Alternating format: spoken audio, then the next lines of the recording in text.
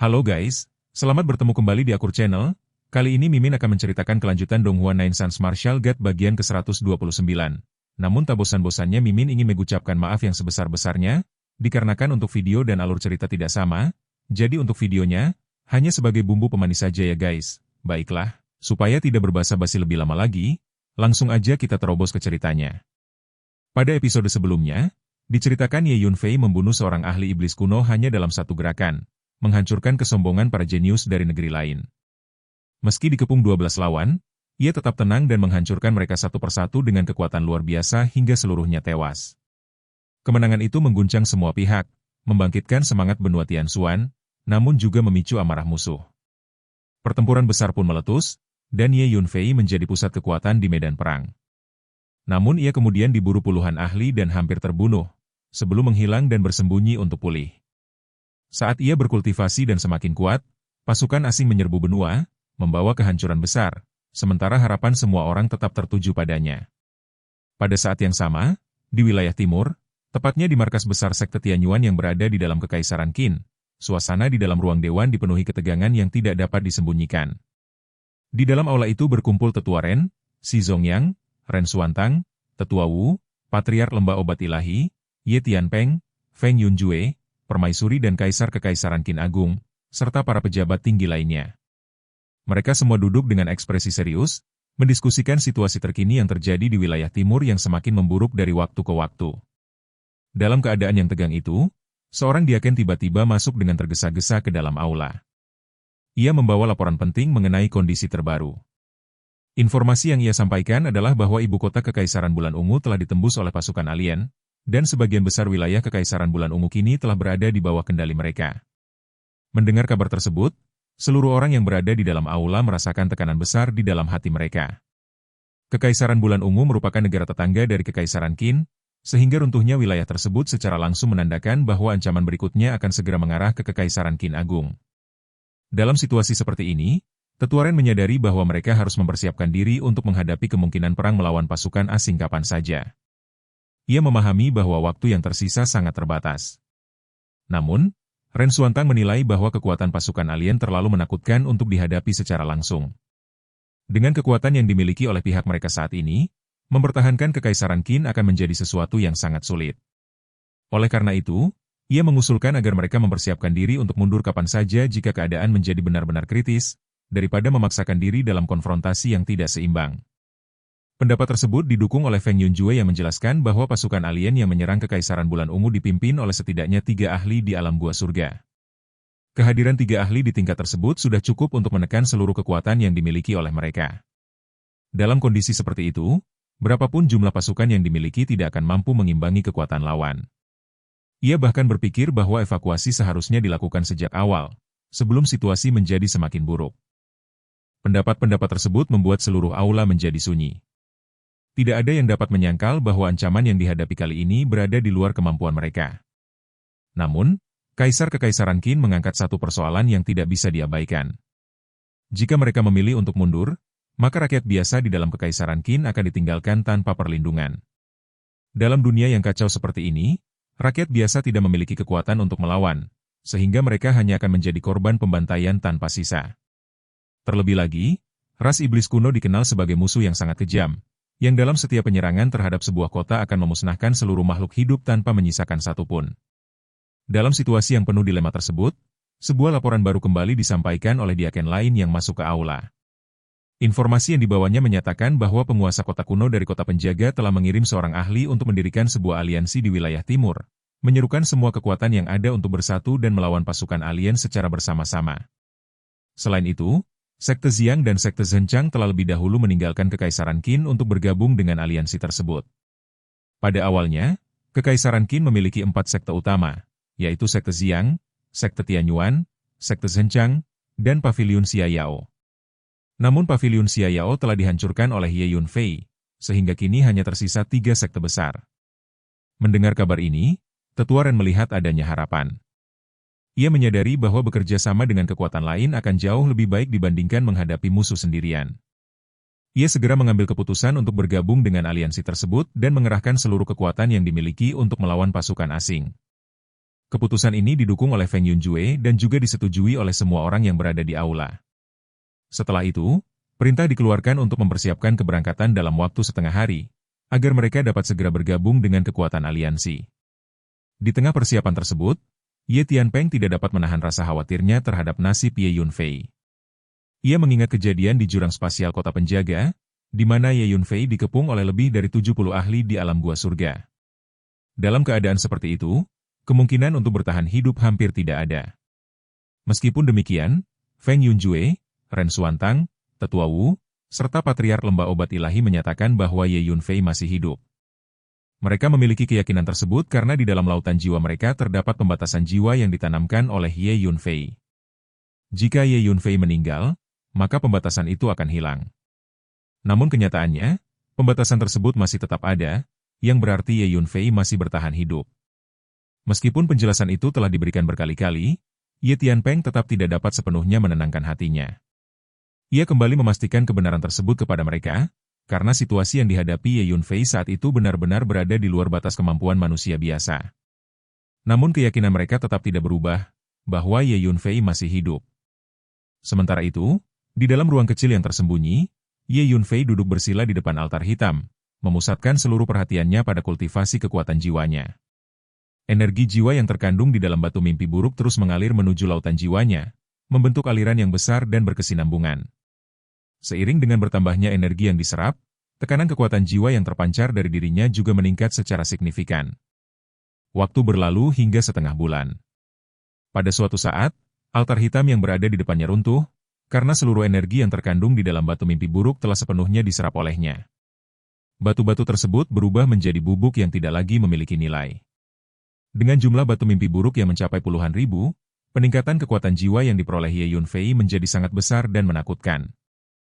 Dengan satu pemikiran, sebuah pedang kecil muncul dari antara alisnya. Pedang itu adalah pedang jiwa surgawi, yang terbentuk dari pemadatan niat pedang dan kekuatan jiwa. Pedang ini melayang di depannya, memancarkan energi jiwa yang luar biasa. Dalam sekejap, pedang tersebut bergerak melintasi jarak puluhan mil, mencapai tepi ruang kecil itu, lalu kembali ke hadapannya dengan kecepatan yang sulit dideteksi. Kemudian, dengan kendali penuh, Ye Yunfei mengarahkan pedang tersebut ke tanah. Tanah terbelah, membentuk kawah yang dalam. Pedang jiwa surgawi tidak hanya mampu menyerang jiwa, tetapi juga mampu mempengaruhi materi fisik dan segala sesuatu yang nyata. Ini menunjukkan bahwa kekuatan jiwa Ye Yunfei telah mencapai tingkat yang sangat tinggi. Dengan kekuatan tersebut, Ye Yunfei menyadari bahwa ia kini mampu menghadapi seorang ahli tingkat kelima dari alam gua surga. Peningkatan kekuatannya kali ini benar-benar signifikan. Setelah itu, perhatiannya kembali tertuju pada berbagai sumber daya yang ada di dalam ruang kecil tersebut. Tumbuhan spiritual, obat-obatan berharga, dan 5 ramuan dao tersebar dalam jumlah besar. Ia mengenali setiap jenisnya dengan jelas, termasuk rumput Tain Hunyuan, tanaman anggur digen, bunga esensi bingpo, buah kingi, dan butianzi.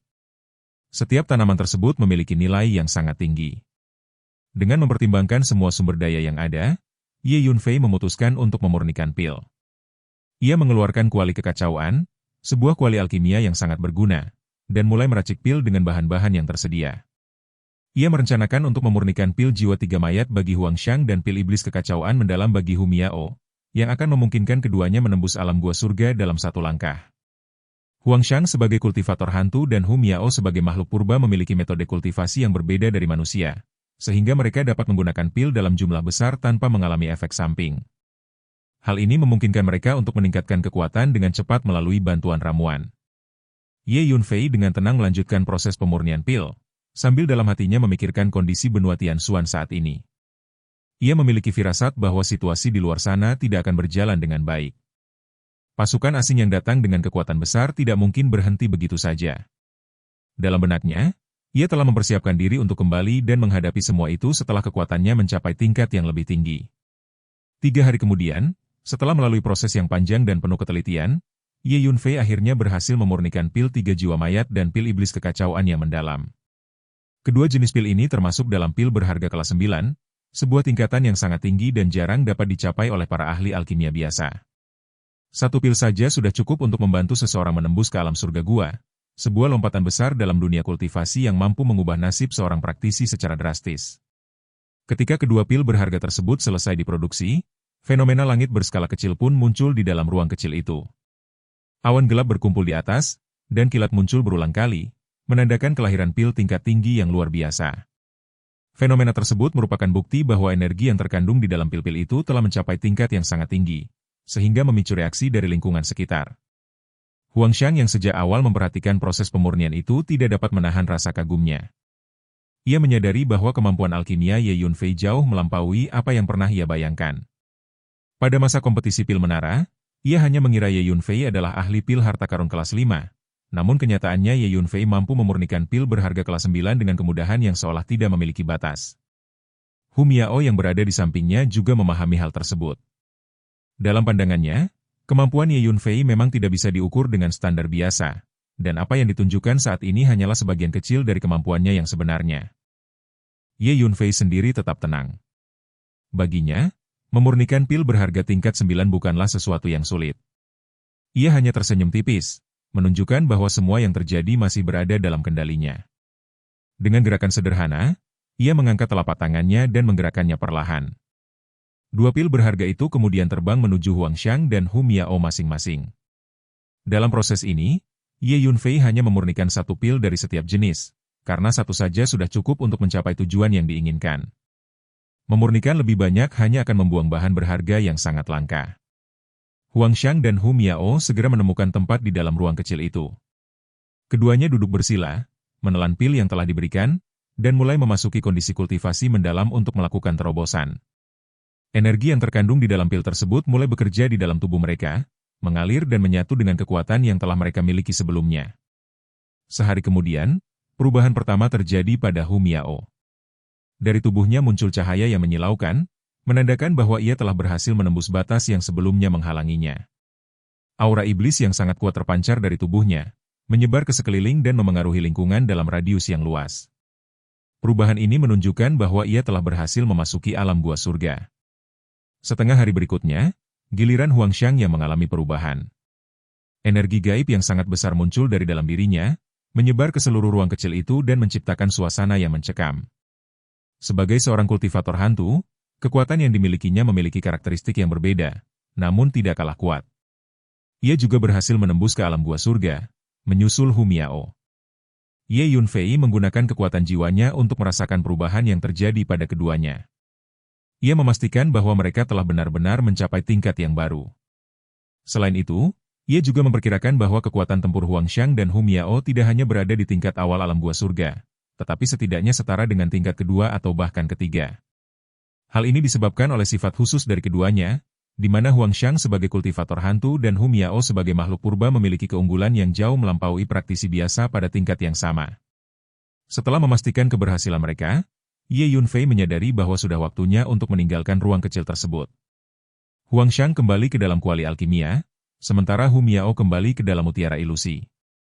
Keduanya membutuhkan waktu untuk menstabilkan kultivasi mereka setelah terobosan besar tersebut. Sebelum pergi, Ye Yunfei memandang makam Zhen Xuanzi. Ia teringat bahwa Zhen Xuanzi pernah memperoleh menara dao surgawi, namun harus melarikan diri untuk menyelamatkan nyawanya. Dalam keadaan terluka parah, ia akhirnya menemukan ruang kecil ini dan bersembunyi di dalamnya, tetapi pada akhirnya tetap tidak dapat menghindari kematian. Keberadaan Zhen Xuanzi di benua Tianxuan juga menjadi salah satu alasan mengapa para ahli dari luar wilayah tertarik untuk menyerang tempat ini, karena mereka mencari menara dao surgawi. Ye Yunfei memahami bahwa keberadaan harta tersebut telah membawa banyak masalah bagi benua Tianxuan. Dengan pemikiran tersebut, ia tidak dapat menahan diri untuk menggelengkan kepala dan merasakan kepahitan. Setelah itu, ia menggunakan energi spasialnya untuk melintasi ruang dan meninggalkan tempat itu. Beberapa saat kemudian, Ye Yunfei muncul kembali di jurang spasial yang berada di depan kota penjaga. Ruang kecil yang ia tinggalkan sebelumnya terletak di dekat jurang ini, seolah tertanam di dalam dinding pembatas. Ia menyadari bahwa kelemahan pada dinding pembatas di area ini kemungkinan besar disebabkan oleh keberadaan ruang kecil tersebut. Begitu muncul, sosok Kunpeng raksasa secara otomatis muncul di belakang Ye Yunfei. Makhluk ilahi itu mulai menyerap energi spasial dan hukum ruang yang melimpah di jurang tersebut. Ye Yunfei kemudian mengangkat kepalanya dan berjalan menuju arah benua Tianxuan. Tidak lama kemudian, ia tiba di depan kota penjaga. Tembok kota tersebut menjulang sangat tinggi, mencapai ribuan meter, menutupi seluruh langit di area itu. Di hadapan tembok tersebut, manusia tampak sangat kecil.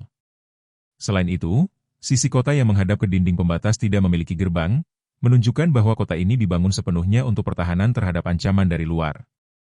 Seluruh permukaan tembok dipenuhi dengan ukiran formasi pertahanan dan penyerangan yang tersusun rapat. Di antara formasi tersebut juga terdapat banyak formasi anti pesawat yang membuat praktisi dengan kekuatan rendah tidak dapat terbang di area tersebut. Semua ini menunjukkan bahwa kota penjaga merupakan benteng yang sangat kuat. Tatapan Ye Yunfei tertuju pada tembok kota tersebut. Di atasnya, banyak ahli bela diri yang sedang berpatroli. Mereka segera menyadari keberadaan seseorang di bawah. Setelah memperhatikan lebih dekat, mereka mengenali bahwa sosok tersebut adalah Ye Yunfei. Hal ini tidak mengherankan, karena sebelumnya Ye Yunfei telah membunuh banyak jenius dari alam lain di tempat ini, meninggalkan kesan yang sangat mendalam. Dalam pandangan para prajurit yang berpatroli, Ye Yunfei adalah pahlawan benua Tianxuan. Mereka berniat untuk mengaktifkan susunan teleportasi dan membawanya masuk ke dalam kota. Namun sebelum tindakan itu dilakukan, seorang lelaki tua berbaju hitam muncul di tembok kota. Ia adalah Tetua Feng Yun. Tetua Feng Yun memandang Ye Yunfei dengan tatapan dingin. Dalam situasi dunia yang kacau seperti sekarang, ia menilai bahwa setiap hal harus dilakukan dengan sangat hati-hati. Ia tidak ingin seseorang yang asal-usulnya tidak jelas masuk ke dalam kota penjaga. Meskipun Ye Yunfei dikenal, ia telah menghilang selama beberapa bulan, sehingga menimbulkan kecurigaan tentang apa yang telah terjadi padanya selama waktu tersebut. Tidak lama kemudian, seorang lelaki tua gemuk lainnya, Tetua Yu, juga muncul di tembok kota. Ia mendukung pandangan Tetua Feng Yun dan menganggap bahwa Ye Yunfei kemungkinan telah ditangkap oleh musuh dari alam lain dan kemudian mengkhianati pihak mereka. Ia bahkan menyarankan agar formasi serangan di tembok kota segera diaktifkan untuk menghabisi Ye Yunfei. Di hadapan Ye Yunfei, berbagai formasi serangan mulai diaktifkan, siap digunakan kapan saja. Melihat situasi tersebut, ekspresi Ye Yunfei menjadi muram. Ia memahami bahwa kedua tetua tersebut sengaja memprovokasi dirinya. Dengan satu pemikiran, Kunpeng raksasa kembali muncul di belakangnya, membawa energi spasial yang kuat. Dengan bantuan kekuatan tersebut, Ye Yunfei menghilang dari tempatnya. Pada saat berikutnya, ruang di atas tembok kota mengalami perubahan, dan sosok Kunpeng muncul kembali. Ye Yunfei berdiri di atas tembok kota, menarik kembali manifestasi Kunpeng, lalu meletakkan kedua tangannya di belakang punggung. Tatapannya tertuju pada Tetua Feng Yun dan Tetua Yu dengan ekspresi yang dingin dan tenang, menunjukkan bahwa ia tidak gentar menghadapi situasi apapun yang akan terjadi. Pada saat itu, setelah Ye Yunfei muncul di tembok kota penjaga dengan sikap tenang dan tangan berada di belakang punggungnya, suasana di sekelilingnya langsung berubah tegang. Tatapannya dingin dan datar, seolah-olah segala sesuatu di hadapannya tidak layak untuk diperhatikan. Di sisi lain, Tetua Feng Yun yang menyaksikan kemunculannya di dalam kota tanpa melalui prosedur resmi segera menyadari apa yang sedang terjadi. Kemarahan langsung memenuhi wajahnya. Dan dalam keadaan emosi yang memuncak ia menyatakan bahwa Ye Yunfei telah berani memasuki kota protektorat tanpa izin, serta menanyakan hukuman yang pantas diterima. Dalam keadaan itu, ia juga memerintahkan para penjaga untuk menangkap Ye Yunfei. Namun, para pendekar bela diri yang berada di sekitar mereka justru ragu-ragu. Mereka semua mengetahui dengan jelas betapa menakutkannya kekuatan Ye Yunfei. Ia telah membunuh 15 jenius muda dari alam lain dengan kekuatan alam cairan mendalam, sebuah pencapaian yang membuatnya terkenal di seluruh benua Tianxuan. Tidak satupun dari para praktisi bela diri yang sedang berpatroli berani melangkah maju. Selain rasa takut terhadap kekuatannya, di dalam hati mereka Ye Yunfei juga merupakan sosok pahlawan yang telah berjuang untuk benua Tianxuan. Ketika melihat para penjaga tidak bergerak, kemarahan Tetua Feng Yun semakin meningkat. Ia merasa bahwa perintahnya tidak lagi dihormati, dan dalam pikirannya ia berniat untuk menghukum mereka di kemudian hari. Dalam keadaan itu, ia bersama Tetua Yu bergerak secara bersamaan, mengepung Ye Yunfei dari dua arah, kiri dan kanan. Keduanya menunjukkan sikap penuh percaya diri, karena mereka adalah ahli tingkat kedua alam gua surga dan merasa mampu menundukkan Ye Yunfei dengan mudah. Tetua Feng Yun memandang Ye Yunfei dengan ejekan, sementara Tetua Yu juga menyatakan bahwa Ye Yunfei sebaiknya tidak melakukan perlawanan di kota penjaga. Ia menegaskan bahwa tindakan melawan hanya akan membuat Ye Yunfei berhadapan dengan seluruh benua Tianxuan. Dalam pikirannya, mereka berniat membawa Ye Yunfei untuk diadili oleh penguasa kota, dengan dalih bahwa jika terjadi kesalahan maka akan diberikan keadilan. Namun di balik semua itu, niat mereka tidaklah sederhana. Di tengah tekanan tersebut, Ye Yunfei tetap berdiri diam tanpa mengucapkan sepatah kata pun. Tatapannya yang dingin menyapu kedua orang itu, seolah-olah mereka hanyalah sesuatu yang tidak berarti. Sikap acuh tak acuh ini membuat tetua Feng Yun semakin marah. Ia merasa diremehkan sepenuhnya. Dalam keadaan tersebut, tetua Feng Yun akhirnya mengambil tindakan. Ia mengerahkan kekuatan spiritualnya dan mengayunkan telapak tangannya ke arah Ye Yunfei. Telapak tangan itu berubah, tampak seperti terbuat dari kristal dan giok, memancarkan tekanan spiritual yang kuat. Teknik yang digunakan adalah seni iblis berlapis bulan surgawi dari keluarga Feng Yun, salah satu teknik kultivasi terkenal di benua Tianxuan. Ye Yunfei tetap tidak bergerak. Ia tidak menunjukkan tanda-tanda untuk menghindar atau melawan secara langsung. Sikap ini membuat tetua Feng Yun semakin yakin bahwa Ye Yunfei sedang meremehkannya, sehingga amarahnya semakin memuncak.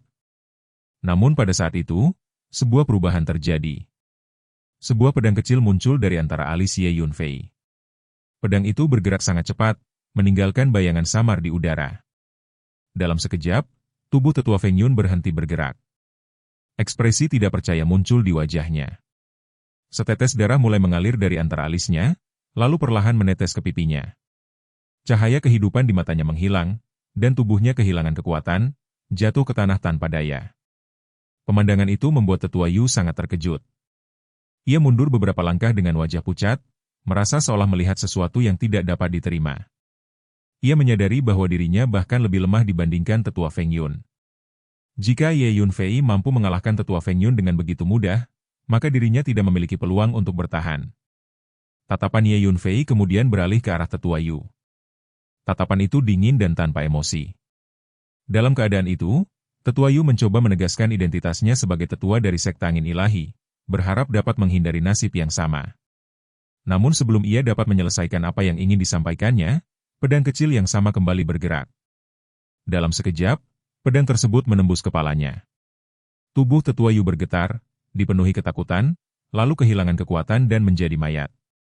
Dengan kekuatan jiwa Ye Yunfei saat ini, pedang jiwa surgawi yang ia kendalikan memiliki kecepatan dan kekuatan yang tidak dapat ditahan oleh ahli tingkat kedua alam gua surga. Kedua tetua tersebut tidak memiliki kesempatan untuk melawan.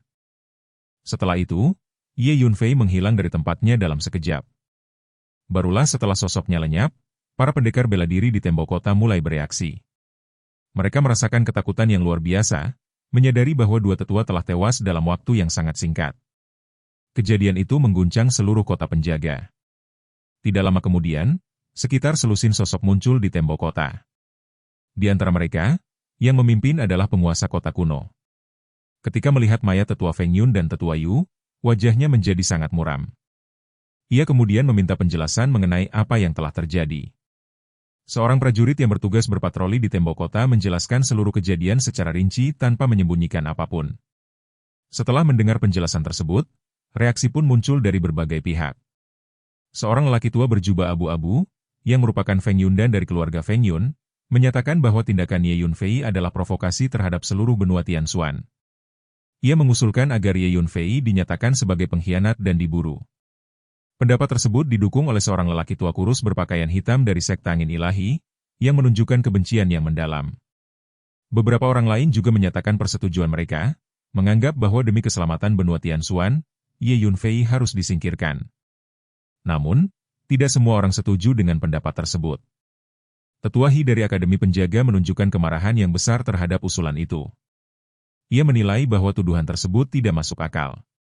Ia mengingatkan bahwa ketika Ye Yunfei dikepung oleh banyak ahli di jurang ruang angkasa, tidak ada satupun dari mereka yang membantu. Kini setelah Ye Yunfei kembali hidup, mereka justru menuduhnya sebagai pengkhianat. Ia menilai bahwa semua itu hanyalah upaya untuk menyelesaikan dendam pribadi dengan alasan yang dibuat-buat. Seorang tetua lain dari Akademi Penjaga juga menyatakan bahwa Ye Yunfei telah memberikan kontribusi besar bagi benua Tianxuan dengan membunuh 15 jenius muda dari alam lain, sehingga seharusnya ia mendapatkan penghargaan, bukan tuduhan. Pernyataan ini membuat suasana menjadi semakin tegang. Pihak yang menuduh Ye Yunfei dan pihak yang membelanya saling berhadapan. Tetua He bahkan menunjukkan kesiapan untuk bertindak jika tuduhan tersebut terus dilontarkan. Para tetua dari Akademi Penjaga lainnya juga maju, berdiri di sisinya. Dalam situasi yang semakin memanas, penguasa kota kuno akhirnya mengambil keputusan. Ia menyatakan bahwa Ye Yunfei bukanlah seorang pengkhianat. Ia kemudian memerintahkan semua orang untuk pergi. Tekanan spiritual yang kuat terpancar dari tubuhnya, membuat semua orang yang hadir merasakan tekanan yang sangat besar. Sebagai seorang ahli tingkat ke-9 alam gua surga, ia memiliki kekuatan yang tidak dapat ditandingi oleh siapapun di tempat itu. Di bawah tekanan tersebut, tidak ada yang berani melanjutkan perdebatan. Kerumunan pun bubar. Namun, beberapa kekuatan besar seperti keluarga Feng Yun, klan Xiao, sekte Shen Feng, dan sekte Tianyan diam-diam mengirimkan kabar tentang kembalinya Ye Yunfei. Di tembok kota, hanya tersisa penguasa kota kuno dan seorang lelaki tua berambut putih. Lelaki tua itu kemudian menanyakan pandangan penguasa kota mengenai Ye Yunfei. Penguasa kota kuno menggelengkan kepala, menegaskan bahwa ia tidak menganggap Ye Yunfei sebagai pengkhianat. Dalam pikirannya, Ye Yunfei adalah seorang pemuda yang misterius dan menarik. Ia bahkan menunjukkan sedikit senyuman, menandakan ketertarikan terhadap sosok tersebut. Di markas besar makam Tianyo di dataran tengah wilayah timur, suasana tegang menyelimuti seluruh ruangan ketika sebuah kabar mengejutkan tiba. Pemilik makam Tianyo menerima pesan yang sangat mengejutkannya, sebuah kabar yang seolah mengguncang ketenangannya hingga ke dasar. Dalam pikirannya bergema kenyataan yang sulit dipercaya bahwa kamu Yunfei masih hidup, sebuah fakta yang membuatnya menyadari bahwa anak itu benar-benar beruntung. Di hadapannya berdiri seorang pria parubaya yang dengan tenang menyampaikan penjelasan. Ia menjelaskan bahwa Ye Yunfei mahir dalam seni menghilang, dan sangat mungkin bahwa di jurang angkasa itu, pada saat kritis, dia menggunakan kemampuan menghilang untuk lolos tanpa terluka. Pemilik makam Tianyo merenungkan kata-kata itu dan mengakui bahwa hal tersebut memang mungkin saja. Dalam benaknya, hal itu menunjukkan bahwa Ye Yunfei pasti telah menguasai teknik menghilang yang sangat canggih. Bahkan teknik tersebut, jika dibandingkan dengan teknik menghilang dari makam neter surgawi mereka, mungkin lebih canggih. Setelah berpikir sejenak, kepala makam Tianyo berbicara dengan nada perlahan namun penuh tekanan, menyampaikan perintah agar Ye Yunfei dihadapi dengan segala cara. Ia menginginkan agar, jika memungkinkan, Ye Yunfei dibawa kembali hidup-hidup, tetapi jika tidak bisa ditangkap, maka harus dibunuh tanpa ragu. Dalam keyakinannya, tidak seorang pun dari makam neter surgawi yang ingin membunuh siapapun dapat melarikan diri. Ucapan itu disampaikan dengan dingin, membuat udara di sekitarnya terasa semakin membeku. Pria parubaya itu hanya bisa menjawab dengan patuh, lalu menerima perintah tambahan untuk menyampaikan kabar ini kepada ras iblis kuno, mengingat makam neter surgawi saat ini memiliki hubungan kerjasama dengan klan iblis kuno. Ia mengangguk tanda mengerti sebelum pergi menjalankan tugasnya. Di luar benua Tianxuan, di sebuah istana yang dipenuhi suasana mencekam, sesosok iblis kuno yang tinggi duduk di atas singgasana tinggi, memancarkan aura iblis yang sangat menakutkan. Ketika seorang iblis kuno lain menerobos masuk ke istana dan melapor bahwa anak manusia bernama Ye Yunfei dari benua Tianxuan masih hidup dan telah muncul kembali, suasana menjadi semakin tegang. Sosok di singgasana itu menunjukkan ketertarikan besar, menyadari bahwa Ye Yunfei belum mati. Ia merasa ini adalah hal yang bagus sekali, lalu segera menyampaikan perintah agar Ye Yunfei dibawa kepadanya dengan segala cara. Pada saat yang sama di benua Tianxuan, wilayah tengah, para pemimpin dari 4 kekuatan teratas, yaitu keluarga Feng Yun, keluarga Xiao, sekte Shen Feng, dan sekte Tianyan, juga menerima kabar tersebut. Mereka mengetahui bahwa Ye Yunfei masih hidup, dan salah satu dari mereka menganggap bahwa anak itu punya kehidupan yang sangat sulit. Namun, mereka juga melihat ini sebagai kesempatan terbaik karena mereka masih punya kesempatan untuk mendapatkan teknik bela dirinya. Seorang tetua dari sekte angin ilahi mengajukan ide yang dianggap sangat strategis. Ia menyarankan bahwa karena wilayah timur berada dalam keadaan kacau, mereka bisa mengirim orang ke wilayah timur untuk menangkap semua anggota keluarga dan sekte Ye Yunfei sebagai sandera. Dengan begitu, Ye Yunfei akan dipaksa patuh mengikuti arahan mereka. Ide itu disambut baik, dan bahkan disempurnakan dengan rencana untuk mengirim beberapa ahli dari alam gua surga agar memastikan semuanya berjalan lancar, mengingat sebelumnya semua orang yang dikirim ke wilayah timur meninggal tanpa penjelasan. Selain itu, mereka juga menyadari bahwa hampir setengah dari para ahli dari Akademi Penjaga telah berangkat ke berbagai tempat untuk menghadapi pasukan alien, sehingga kekuatan Akademi Penjaga menjadi sangat lemah. Mereka melihat ini sebagai kesempatan emas untuk bertindak. Pemimpin sekte angin ilahi kemudian memutuskan untuk menghubungi keluarga Feng Yun, klan Xiao, sekte Tianyan, dan klan Su untuk menyepakati waktu menyerang Akademi Penjaga bersama-sama dan merebut monumen penjaga. Pada saat yang sama, para anggota berpangkat tinggi dari keluarga Feng Yun, keluarga Xiao, dan sekte Tianyuan juga mengeluarkan perintah yang sama seperti sekte Shen Feng, yaitu mengirimkan para ahli ke wilayah timur untuk menangkap anggota keluarga Ye dan sekte Tianyuan dengan tujuan memeras Ye Yunfei. Sementara itu, Ye Yunfei sendiri telah meninggalkan kota penjaga dan kembali ke perbatasan selatan benua Tianshuan. Karena kota penjaga terletak di selatan benua Tianshuan dan paling dekat dengan perbatasan selatan, ia segera memasuki wilayah tersebut dan mulai mendengar berbagai laporan tentang invasi benua Tianshuan oleh pasukan alien.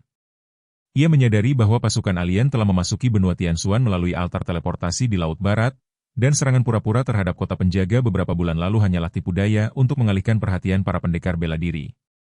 Ye Yunfei hanya bisa menghela napas saat memikirkan hal itu. Ia duduk di dalam pesawat ruang angkasa, terbang di atas bumi, dan tak lama kemudian ia melihat kehancuran di mana-mana.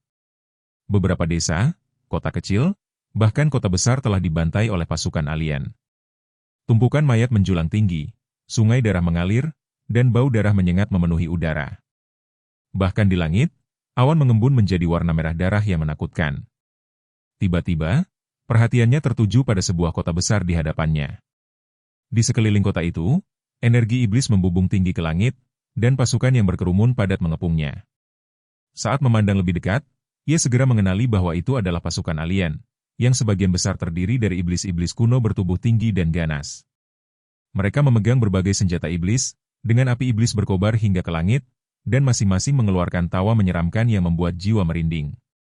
Energi jahat yang luar biasa menyerbu kota seperti arus deras, sementara pasukan alien itu terus menertawakan dan mengejek manusia di dalam kota, menganggap mereka terlalu lemah bahkan lebih lemah daripada semut. Mereka menyebut manusia sebagai makhluk hina yang hanya pantas menjadi makanan bagi ras iblis kuno, bahkan dengan penuh kegembiraan mereka membayangkan pesta dengan darah dan daging manusia. Di dalam kota, meskipun banyak ahli bela diri telah berkumpul, ketakutan menyelimuti mereka. Wajah pucat dan kaki gemetar menjadi pemandangan umum, karena mereka belum pernah melihat formasi sekuat ini sebelumnya. Seorang pria jangkung berwajah persegi dengan jubah ungu, yang merupakan penguasa kota, berdiri di atas tembok dengan wajah muram.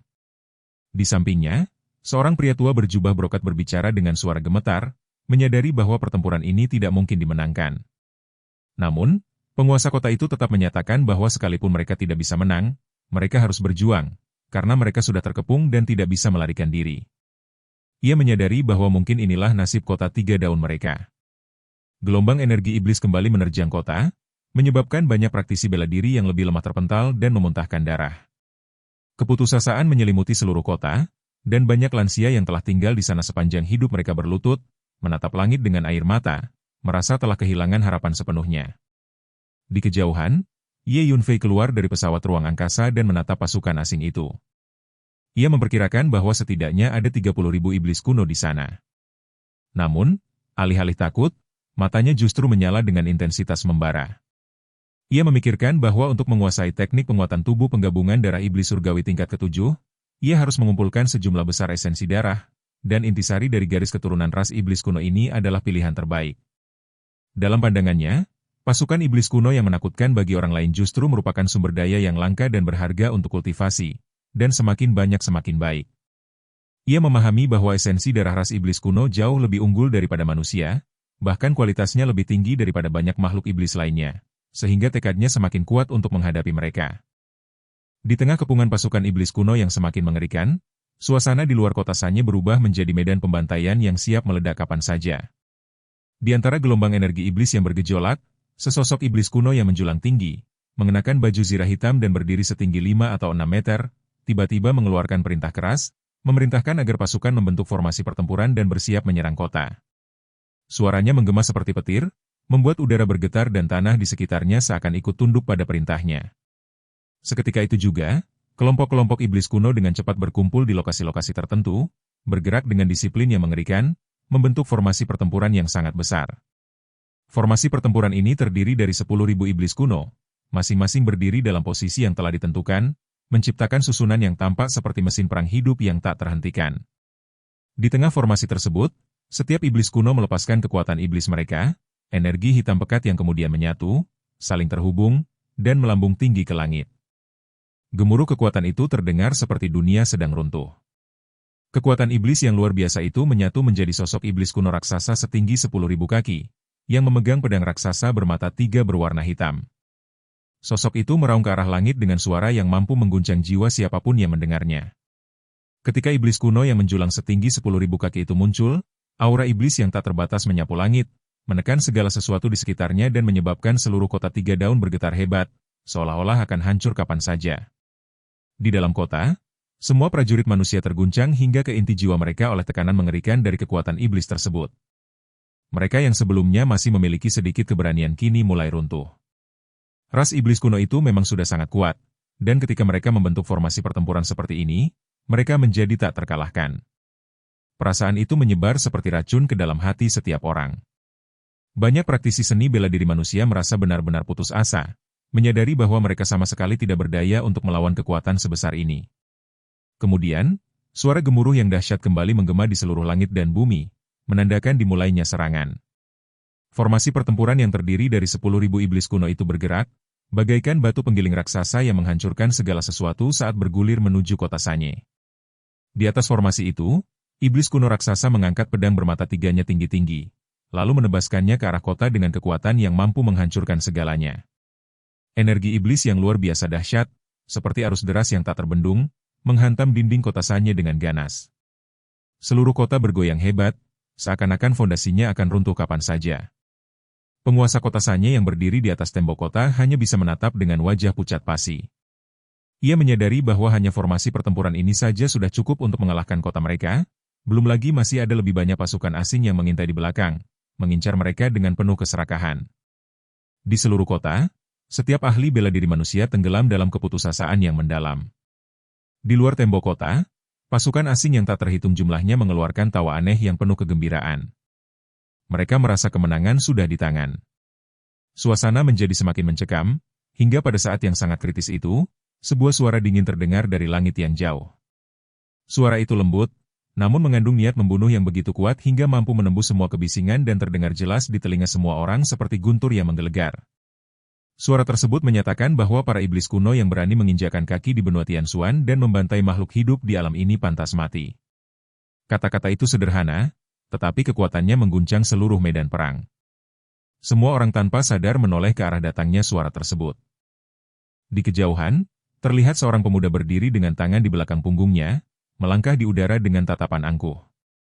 Penampilannya tampak tenang, seolah-olah ia tidak menghadapi puluhan ribu musuh, melainkan hanya berjalan santai di taman. Pemandangan itu membuat semua orang terkejut. Mereka tidak mengerti siapa pemuda ini, dan bagaimana mungkin seseorang yang sendirian berani memprovokasi pasukan asing sebesar itu di depan mata mereka. Meskipun kabar bahwa Ye Yunfei telah membunuh 15 jenius muda dari alam lain sudah menyebar ke seluruh benua Tianxuan, wajahnya tetap asing bagi para pendekar di perbatasan selatan. Karena itu, tidak satupun dari para ahli bela diri di kota Sanye mengenali identitasnya. Salah satu iblis kuno yang tinggi melonjak ke udara dan meraung, menanyakan apakah pemuda itu yang tadi berbicara. Namun, Ye Yunfei menanggapi dengan tenang, bahkan dengan nada yang merendahkan, seolah-olah ia sedang menghadapi makhluk yang tidak layak diperhatikan. Sikapnya itu membuat iblis kuno tersebut murka. Tanpa membuang waktu, Ye Yunfei menjentikan jarinya. Dalam sekejap, sebuah kekuatan dahsyat melesat dari jarak jauh dan menghantam iblis kuno tersebut. Itu adalah teknik menembus gunung menembus dewa dari jurus tinju pembunuh dewa iblis sejati. Iblis kuno itu merasakan bahaya besar, ekspresinya berubah drastis, dan ia mencoba melarikan diri, tetapi semuanya sudah terlambat. Tubuhnya hancur berkeping-keping dan berubah menjadi kabut darah.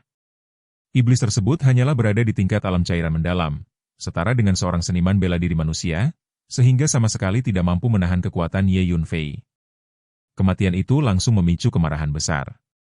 Semua pasukan alien meraung serempak, seolah sarang lebah telah diganggu. Satu demi satu sosok tajam melesat ke udara, menyerbu ke arah Ye Yunfei seperti belalang yang menutupi langit.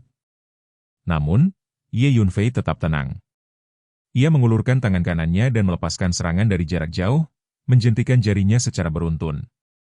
Dalam sekejap, suara pecahan bergema tanpa henti, dan satu demi satu pasukan asing hancur sebelum sempat mendekat. Dalam waktu singkat, ratusan pasukan telah dibunuh.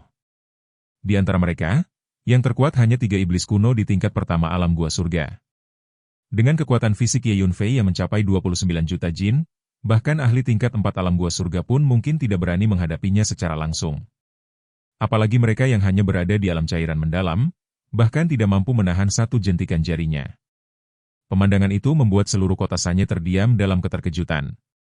Para ahli bela diri menatap dengan tak percaya, seolah-olah mereka sedang melihat keajaiban. Beberapa dari mereka bahkan mulai merasakan secercah harapan, sesuatu yang sebelumnya terasa mustahil. Penguasa kota Sanye sendiri terkejut dan mulai mengingat para jenius muda terbaik di perbatasan selatan, mencoba mencari apakah ada sosok seperti itu di antara mereka. Namun, pasukan iblis kuno tidak tinggal diam. Salah satu anggota klan iblis kuno dengan kekuatan alam gua surga meraung, memerintahkan agar Ye Yunfei dibunuh di medan perang, seolah ingin membuktikan bahwa kekuatan individu tidak berarti di hadapan jumlah besar. Formasi pertempuran besar itu pun berbalik arah dan menyerbu ke arah Ye Yunfei. Di atasnya, iblis raksasa setinggi 10.000 kaki mengangkat pedangnya dan menebaskannya ke arah pemuda itu, menciptakan suara menggelegar yang mengguncang langit. Namun Ye Yunfei justru tertawa keras, merasa bahwa formasi tempur sederhana itu tidak layak untuk berlagak di benua Tianxuan. Tanpa ragu, tubuhnya melesat seperti bola meriam, langsung menghantam formasi pertempuran tersebut. Di mata semua orang, pemandangan itu terasa seperti bunuh diri. Banyak orang di kota Sanye berseru kaget, memperingatkannya. Dibandingkan dengan formasi besar itu, Ye Yunfei tampak seperti semut kecil yang mencoba menantang gunung, seperti melempar telur ke batu. Para iblis kuno pun tertawa aneh, menganggap tindakannya naif dan tidak masuk akal. Mereka yakin bahwa formasi ini adalah kartu andalan ras mereka, yang telah membantu menaklukkan banyak benua dan dunia kecil. Bahkan ahli tingkat 4 atau 5 alam gua surga pun akan mundur menghadapi formasi ini. Namun Ye Yunfei tetap melaju. Di tengah tatapan semua orang, jarak antara dirinya dan formasi semakin dekat. Di ketinggian langit, kecepatannya terus meningkat, hingga akhirnya cahaya ilahi biru yang menyilaukan terpancar dari tubuhnya. Cahaya itu begitu padat, seperti aura abadi yang tak terpecahkan, membawa kesan keabadian dan kehidupan kekal. Kecepatannya melampaui batas, dari 2 kali kecepatan suara, 5 kali, 10 kali, hingga akhirnya tidak seorang pun mampu melihat pergerakannya dengan jelas.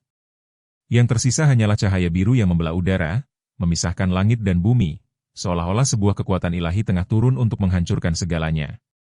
Sebelum pedang bermata 3 raksasa itu sempat menyerang, tubuh Ye Yunfei telah berteleportasi ke dalam formasi pertempuran 10.000 iblis. Pergerakannya begitu cepat hingga nyaris tak dapat ditangkap oleh mata, seolah-olah ia telah menyatu dengan ruang itu sendiri. Yang mengejutkan semua orang, formasi pertempuran megah ras iblis kuno itu hancur berkeping-keping oleh satu serangan Ye Yunfei, seolah-olah terbuat dari tahu. Tubuh Ye Yunfei, bagaikan pedang ilahi berwarna cian, melesat di langit, membelah formasi pertempuran 10.000 iblis menjadi 2 dari awal hingga akhir. Namun, kehancuran itu belum berakhir. Dengan ledakan kekuatan berikutnya, tubuh Ye Yunfei kembali menerobos formasi pertempuran tanpa halangan dan menghancurkannya sekali lagi. Gelombang demi gelombang kehancuran menyusul, dan Ye Yunfei bergerak masuk dan keluar dengan kecepatan yang mencengangkan, memecah formasi pertempuran menjadi lebih dari selusin bagian. Semua itu terjadi dengan mudah, seperti memotong buah. Formasi pertempuran yang sebelumnya tampak tak tertandingi kini terpecah menjadi lebih dari selusin bagian, tetap membeku di langit, tak bergerak, seperti sebuah lukisan yang membeku dalam waktu. Di atas formasi tersebut, sosok ras iblis kuno yang menjulang setinggi puluhan ribu kaki juga lenyap sepenuhnya, seolah tidak pernah ada. Ye Yunfei kemudian berhenti di udara, menjentikan jarinya dengan tenang, dan memperlihatkan sikap santai seolah semua yang terjadi hanyalah hal sepele baginya. Pada saat itu, baik manusia maupun iblis sama-sama terdiam. Semua orang menatap Ye Yunfei dengan tercengang, tidak mampu mempercayai apa yang baru saja mereka saksikan. Sebenarnya, bukan berarti formasi pertempuran ras iblis kuno itu tidak cukup kuat. Sebaliknya, esensi dari formasi pertempuran adalah sebuah formasi yang terdiri dari sejumlah besar makhluk hidup.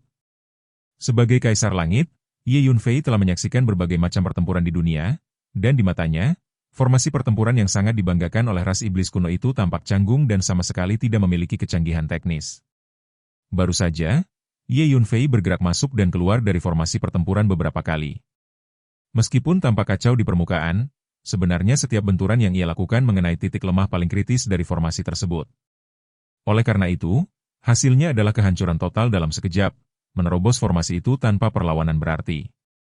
Di kota Sanye, semua ahli bela diri manusia merasa takjub. Mereka bahkan mulai mempertanyakan apakah apa yang mereka lihat itu nyata atau hanya ilusi. Formasi pertempuran iblis yang begitu dahsyat ternyata dengan mudah dihancurkan oleh seorang pemuda seorang diri, sesuatu yang benar-benar melampaui logika. Sementara itu, pasukan asing mulai meraung tak percaya. Mereka tidak dapat menerima kenyataan bahwa formasi kebanggaan mereka telah dihancurkan dengan begitu mudah.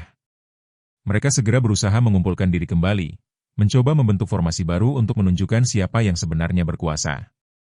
Namun, sebelum mereka sempat melakukan apapun, formasi pertempuran yang telah terpecah itu mulai meledak satu persatu. Ledakan demi ledakan terjadi tanpa henti, dan iblis-iblis kuno yang membentuk formasi tersebut terus-menerus hancur berkeping-keping, dengan darah dan daging berhamburan kemana-mana. Banyak di antara mereka jatuh dari langit dengan suara berderak, seperti pangsit yang dijatuhkan ke dalam panci. Kekuatan ilahi Ye Yunfei yang menakutkan, ditambah dengan kekuatan fisiknya yang luar biasa, menjadi bencana besar bagi ras iblis kuno tersebut. Bahkan iblis yang tidak terkena langsung serangan pun tewas hanya karena terkena hembusan angin kencang yang dihasilkan oleh pergerakan Ye Yunfei. Selain itu, kehancuran formasi juga menyebabkan banyak iblis kuno mengalami serangan balik yang parah, membuat mereka terluka serius. Dalam waktu singkat, setengah dari iblis kuno dalam formasi pertempuran itu binasa secara tragis. Sekali lagi, seluruh medan perang terdiam. Melihat puing-puing tubuh iblis kuno yang hancur, Ye Yunfei justru merasakan sedikit penyesalan. Ia menganggap kehancuran itu sebagai momen kecerobohan, karena begitu banyak esensi berharga yang terbuang sia-sia. Namun, kemarahan pasukan iblis kuno segera memuncak. 3 iblis kuno terkuat di tingkat pertama alam gua surga akhirnya melangkah maju dan menyerbu ke arah Ye Yunfei. Mereka dipenuhi amarah, tidak terima ras mereka dibantai dengan cara seperti ini. Ye Yunfei hanya tersenyum tipis, memandang mereka seolah-olah mereka hanyalah makhluk kecil yang tidak berarti. Begitu ia selesai berbicara, ia segera melepaskan pedang jiwa surgawi. Dalam sekejap, pedang itu menembus lautan jiwa ketiga iblis kuno tersebut dan menghancurkan jiwa mereka dengan mudah. Ketiganya langsung gemetar di udara, berhenti seolah waktu membeku. Ekspresi mereka berubah menjadi tidak percaya, lalu perlahan mata mereka kehilangan kilaunya dan menjadi kosong. Tak lama kemudian, tubuh mereka jatuh dari langit sebagai mayat tanpa jiwa. Ye Yunfei dengan santai mengibaskan lengan bajunya, menyapu ketiga mayat tersebut dan memindahkannya ke menara ilusi. Baginya, mereka adalah sumber daya berharga karena esensi garis keturunan mereka sangat tinggi. Ia bahkan memandang ras iblis kuno lainnya sebagai bahan yang tidak boleh disia-siakan. Tatapannya menyapu sisa pasukan, membuat mereka merasa terancam. Ketika mereka menyadari bahwa 3 pemimpin mereka telah mati, kepanikan mulai menyebar. Namun, sifat ganas ras iblis kuno membuat mereka tidak mundur. Mereka tetap menyerbu Ye Yunfei dari segala arah, mencoba membalas dendam. Pada saat itulah, seekor monster raksasa muncul di belakang Ye Yunfei. Monster itu memiliki bulu hitam di seluruh tubuhnya dan mulut yang sangat besar, makhluk mitos Tao Tie. Ketika Tao Tie membuka mulutnya, kekuatan hisap yang luar biasa muncul, seperti lubang hitam raksasa yang melahap segala sesuatu di sekitarnya. Para iblis kuno yang menyerbu langsung tersedot masuk ke dalam mulut Tao Tie dan lenyap tanpa jejak. Dalam waktu singkat, semua iblis yang menyerang Ye Yunfei dilahap. Kemudian, tubuh besar Tao Tie bergerak dengan kecepatan mencengangkan, menyerbu sisa pasukan iblis kuno lainnya. Kemanapun ia pergi, iblis-iblis itu dilahap tanpa perlawanan berarti. Tidak peduli bagaimana mereka mencoba melawan atau melarikan diri, semuanya sia-sia. Aura kuno yang dipancarkan Tao Tie begitu menakutkan hingga menekan ras iblis kuno itu, membuat mereka bahkan ingin berlutut dan menyerah. Sebagai makhluk mitos legendaris, kekuatan Tao Tie jauh melampaui mereka. Dalam waktu singkat, sekitar 30.000 iblis kuno dilahap, mewakili setengah dari keseluruhan pasukan asing. Sisa pasukan yang terdiri dari manusia dan ras lain hanya bisa berdiri gemetar, wajah mereka pucat, menatap Ye Yunfei dengan ketakutan. Akhirnya, seseorang berteriak untuk melarikan diri. Seketika itu juga, puluhan ribu pasukan asing yang tersisa melarikan diri ke segala arah dengan panik, menciptakan pemandangan yang kacau dan spektakuler. Namun, Ye Yunfei tidak membiarkan mereka pergi begitu saja. Sebuah bola emas besar muncul dari tubuhnya dan mengejar mereka, menghancurkan siapapun yang dilewatinya. Pedang spiritual 5 elemen juga dilepaskan, membentuk formasi pembunuh yang mengerikan, sementara pedang Void melesat ke arah lain, menebas tanpa ampun. Jeritan bergema di seluruh medan. Ye Yunfei berdiri dengan tangan di belakang punggungnya, menatap dingin pada pasukan yang melarikan diri. Di kota Sanye, para pendekar bela diri berlutut dan menyatakan rasa terima kasih mereka. Di mata mereka, Ye Yunfei bukan lagi manusia biasa, melainkan sosok seperti dewa yang turun dari langit. Tak lama kemudian, pasukan asing hampir sepenuhnya musnah, hanya menyisakan sedikit yang berhasil melarikan diri. Ye Yunfei merasa puas karena telah mengumpulkan lebih dari 30.000 mayat iblis kuno, yang akan sangat berguna untuk kultivasinya. Setelah itu, ia melirik kota Sanye sejenak, lalu berbalik untuk pergi. Penguasa kota dan beberapa tokoh penting bergegas mengejarnya, mencoba menghentikannya. Namun Ye Yunfei tidak ingin berlama-lama. Ia hanya menyampaikan agar warga kota segera dipindahkan ke tempat aman karena pasukan asing akan kembali. Setelah itu, ia pergi seperti bintang jatuh menuju Cakrawala. Penguasa kota hanya bisa memanggilnya dari belakang, berharap mengetahui namanya. Akhirnya, sebuah suara samar terdengar kembali, menyebutkan nama Ye Yunfei, sebelum sosoknya benar-benar menghilang dari pandangan. Penguasa kota Sanye berdiri terpaku, bibirnya bergetar pelan ketika nama yang baru saja ia dengar terus bergema di benaknya, "Kamu Yunfei," sebuah nama yang terasa begitu familiar, seolah-olah pernah ia dengar sebelumnya namun tidak segera dapat ia ingat dengan jelas.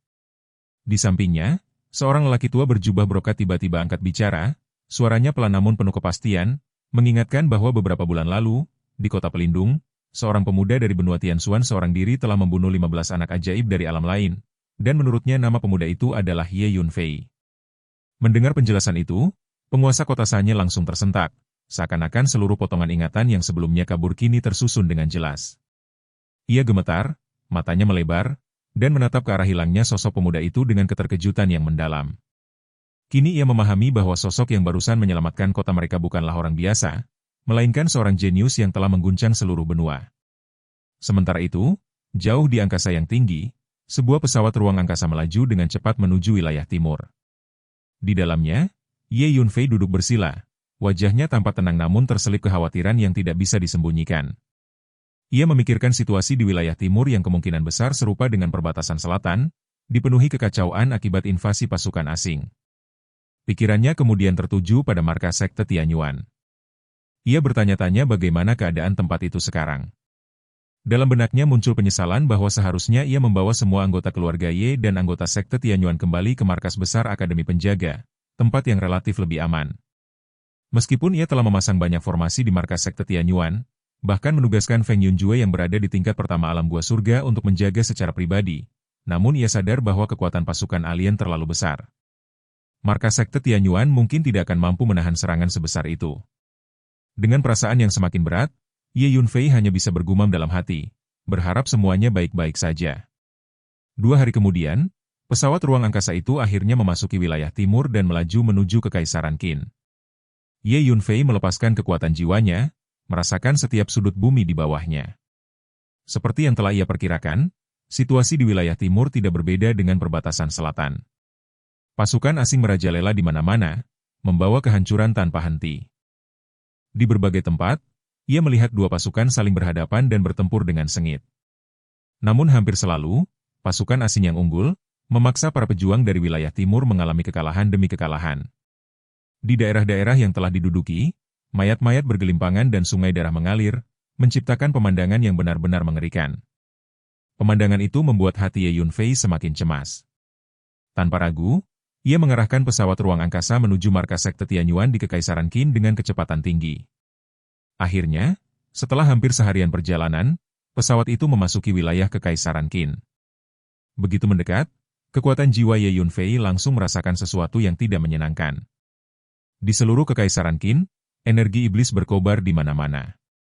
Menyadari hal itu, hati Ye Yunfei langsung tenggelam. Ia tahu bahwa tentara asing telah memasuki Kekaisaran Qin. Tak lama kemudian, pesawat ruang angkasa itu akhirnya kembali ke markas sekte Tianyuan. Namun, pemandangan yang menyambutnya membuat wajah Ye Yunfei langsung berubah pucat. Markas besar itu telah berubah menjadi reruntuhan, bobrok dan rusak, seolah-olah telah lama ditinggalkan atau dihancurkan. Ia berdiri di udara di atas markas itu, menatap sekeliling dengan ekspresi yang suram. Ia menyadari bahwa sudah lama tidak ada pembunuhan terjadi di tempat ini, namun pertanyaan besar muncul di benaknya, kemana semua anggota sekte Tianyuan dan keluarga Ye pergi? Ia mulai berpikir bahwa mungkin mereka telah pergi lebih awal untuk menghindari tentara asing. Pikiran itu sedikit menenangkan hatinya, membuat ekspresinya melunak. Namun, ketenangan itu tidak berlangsung lama. Tatapannya tiba-tiba tertuju pada salah satu puncak gunung di dalam markas. Ekspresinya kembali menjadi muram ketika ia menyadari adanya kehadiran orang asing di sana. Markas sekte Tianyuan memiliki 5 puncak utama, dan di salah satu puncak tersebut, sekelompok orang tampak ditempatkan, membuat keributan besar. Tanpa ragu, Ye Yunfei melesat dan mendarat di puncak utama itu. Di sana, terdapat sekitar 2.000 pasukan asing yang ditempatkan, setengah di antaranya adalah iblis kuno. Begitu Ye Yunfei muncul, sosoknya langsung terlihat oleh mereka. Salah satu anggota ras iblis kuno segera menerjang maju dengan tawa aneh, mengangkat cakar iblisnya yang memancarkan cahaya dingin dan menyerang Ye Yunfei seperti kilat. Namun Ye Yunfei dengan santai mengulurkan tangannya dan memancarkan kekuatan hisap. Dalam sekejap, iblis itu tertarik dan tertangkap di tangannya, tak berdaya seperti seekor ayam kecil. Dengan tenang, Ye Yunfei menanyakan apa yang mereka lakukan di tempat itu dan kemana semua anggota sekte pergi. Iblis kuno yang tertangkap merasa terkejut sekaligus marah, berusaha melepaskan diri namun tidak mampu. Tanpa menunggu jawaban lebih lanjut, Ye Yunfei mengerahkan sedikit kekuatan di telapak tangannya, dan dengan getaran lembut, langsung membunuh iblis tersebut, lalu memindahkannya ke menara ilusi. Tindakan itu langsung memicu kemarahan pasukan lainnya. Lebih dari selusin iblis kuno meraung dan menyerbu ke arah Ye Yunfei. Namun sebelum mereka sempat mendekat, pedang Void melesat keluar dari dada Ye Yunfei dan bergerak dengan kecepatan luar biasa. Kemanapun pedang itu melesat, kepala para prajurit alien langsung tertembus dan mereka mati seketika. Dengan penguasaan Kitab 9 yang hingga tingkat 1 yang, kekuatan spiritual Ye Yunfei telah mencapai tingkat yang menakutkan. Meskipun secara tingkat ia baru berada di tahap awal alam cairan mendalam, kekuatan spiritualnya setara dengan tingkat kedua alam gua surga. Teknik pedang terbangnya menjadi sangat dahsyat, membuat pasukan asing bahkan tidak sempat memahami apa yang terjadi sebelum mereka semua jatuh ke tanah sebagai mayat. Beberapa saat kemudian, seluruh 2.000 pasukan asing itu telah musnah. Hanya satu pendekar manusia yang tersisa, berdiri gemetar di tengah tumpukan mayat. Ye Yunfei menatapnya dengan dingin, memaksanya untuk menjawab pertanyaan. Pendekar itu begitu ketakutan hingga bicaranya cadel dan hanya bisa mengangguk panik. Dari penjelasannya, diketahui bahwa ketika mereka tiba di tempat itu, markas sudah kosong. Mereka hanya singgah sementara dan bersiap untuk pertempuran melawan Changban, sebuah organisasi yang terdiri dari para pejuang manusia di timur untuk melawan pasukan asing. Markas besar aliansi tersebut berada di Kekaisaran Changban, kekaisaran terbesar di wilayah timur. Setelah mendengar semua itu, Ye Yunfei akhirnya merasa sedikit tenang, menyadari bahwa kemungkinan besar sekte Tianyuan dan keluarganya telah pergi lebih awal dan mungkin bergabung dengan Changban. Namun, tanpa ragu, ia langsung membunuh pendekar manusia itu, karena baginya, semua orang luar yang memasuki benua Tianxuan adalah pembunuh kejam yang tidak layak dibiarkan hidup. Ia kemudian bergumam dalam hati, memutuskan untuk pergi ke Kekaisaran Changban untuk memastikan keadaan. Dengan satu kibasan lengan, ia mengumpulkan sekitar 1.000 mayat iblis kuno dan memindahkannya ke menara ilusi. Setelah itu, ia kembali menaiki pesawat ruang angkasa. Pesawat itu melesat ke langit, bergerak dengan kecepatan mencengangkan menuju Kekaisaran Changban, membawa Ye Yunfei semakin dekat pada tujuan berikutnya. Kekaisaran Changban merupakan salah satu kekaisaran terkuat di wilayah timur, sebuah tempat yang selama ini dikenal sebagai pusat kekuatan dan pertahanan yang kokoh. Di kota Kekaisaran Changban inilah markas besar Changban berada, menjadi pusat berkumpulnya para pejuang dari seluruh wilayah timur. Sejak berdirinya Changban, sebagian besar pasukan dan praktisi seni bela diri dari berbagai penjuru wilayah timur telah bergabung ke dalam organisasi ini. Hal itu bukan tanpa alasan, karena kekuatan pasukan alien yang menyerang memang terlalu besar dan mengerikan. Tidak ada satupun kekuatan di kawasan timur yang merasa yakin dapat menghadapi tentara asing sendirian. Oleh sebab itu, mereka tidak punya pilihan selain bersatu, saling mendukung, dan menghadapi musuh bersama-sama. Dalam beberapa waktu terakhir, seluruh kota Kekaisaran Changban diselimuti suasana tegang yang begitu pekat. Menurut sumber yang dapat dipercaya, pasukan asing dalam jumlah besar sedang bergerak menuju kota tersebut. Kabar itu menyebar dengan cepat, membuat seluruh penduduk, mulai dari keluarga kekaisaran hingga warga sipil biasa, terus memantau setiap perkembangan. Rasa gelisah perlahan menyebar di antara masyarakat, menciptakan tekanan yang semakin menyesakkan. Di dalam kota kekaisaran, tepatnya di sebuah alun-alun kecil, suasana tidak kalah ramai. Tempat itu penuh sesak dengan orang-orang dari berbagai latar belakang. Mereka semua berasal dari sekte Tianyuan, keluarga Ye, dan perusahaan dagang Luohai. Para tokoh penting seperti Tetua Ren, Xi Zongyang, Ye Tianpeng, Ren Xuantang, kepala keluarga lembah Shenyao, Feng Yunjue, dan banyak lainnya hadir di sana. Selama periode ini, para prajurit dari berbagai pasukan di wilayah timur terus berdatangan ke kota Kekaisaran Changban. Meskipun kota ini sangat luas, arus kedatangan para ahli bela diri yang tiada henti membuatnya menjadi sangat padat. Rumah-rumah yang tersedia tidak lagi mencukupi, sehingga orang-orang dari berbagai faksi harus mencari tempat sendiri untuk menetap. Di alun-alun, ruang terbuka, bahkan di sepanjang jalan, para praktisi bela diri mencari tempat yang cukup bersih lalu duduk bersila untuk beristirahat. Dalam situasi seperti ini, kekuatan menjadi penentu segalanya. Semakin kuat suatu kekuatan atau individu, semakin baik posisi yang mereka tempati. Sebaliknya, yang lemah hanya bisa menempati area yang kurang menguntungkan. Pemandangan ini menciptakan hierarki yang sangat jelas di dalam kota. Meskipun sekte Tianyuan memiliki seorang ahli alam gua surga yang bertanggung jawab, Tetua Ren tetap memilih bersikap rendah hati. Ia hanya menempati sebuah alun-alun kecil sebagai tempat tinggal sementara bagi kelompoknya. Suasana tenang itu tiba-tiba terganggu ketika seorang diaken bergegas datang, menghampiri Tetua Ren dan melaporkan bahwa pasukan asing diperkirakan akan tiba di kota Kekaisaran dalam waktu sekitar 1 hari.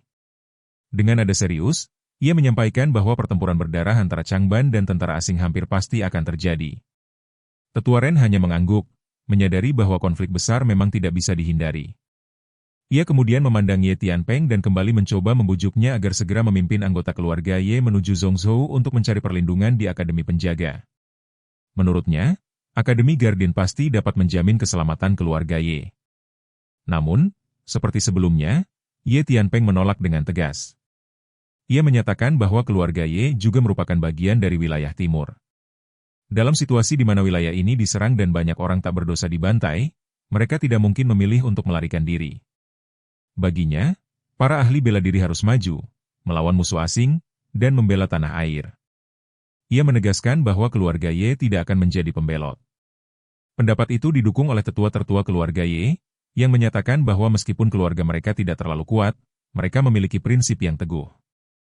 Bersama Ye Tianpeng dan sejumlah anggota kuat lainnya, mereka memilih untuk tetap tinggal dan bertarung. Mendengar itu, Tetua Ren tidak bisa menahan tawa kagum.